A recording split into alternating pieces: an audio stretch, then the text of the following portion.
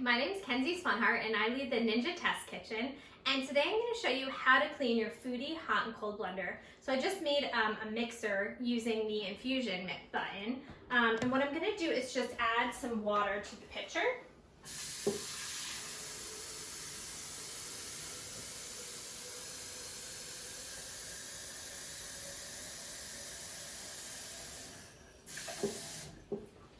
Great.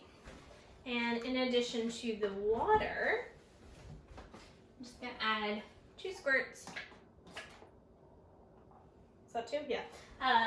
Of dish soap. I'm going to go ahead and put the lid on. And now I'm choosing the clean function right up here, and it's going to use heat as well as a pulsing action, a pre-programmed setting to actually clean the entire blender. And the heat's going to help to break down anything that's stuck on this glass pitcher. So you can see right away it gets to work, moving all the water around and really starting to bring everything down. Okay, now that heat action is going to start to turn on, and that's what's actually going to be cleaning the blender. So I'm going to let it sit here and do its thing. It's about a 6-minute program starting now, and I'll be right back to show you the results. So check this out. We had stuck on ingredients from our raspberry and lime Ricky. So we had stuck on raspberries that are super sticky, we had lime juice, and we had sugar, and it was all stuck to the sides.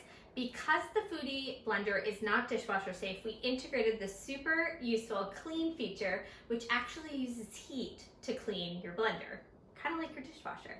Okay, so what I did is I added some water and 2 drops of soap detergent, and check this out. Look at how the whole sides are all clean. Now this is a little warm again because it uses heat, so be careful. I'm going to give this a quick rinse.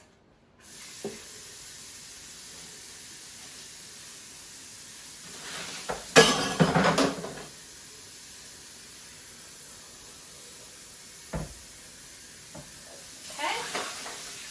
And it is super clean on all of the sides and inside. So if that's not easy to clean, I don't know what is.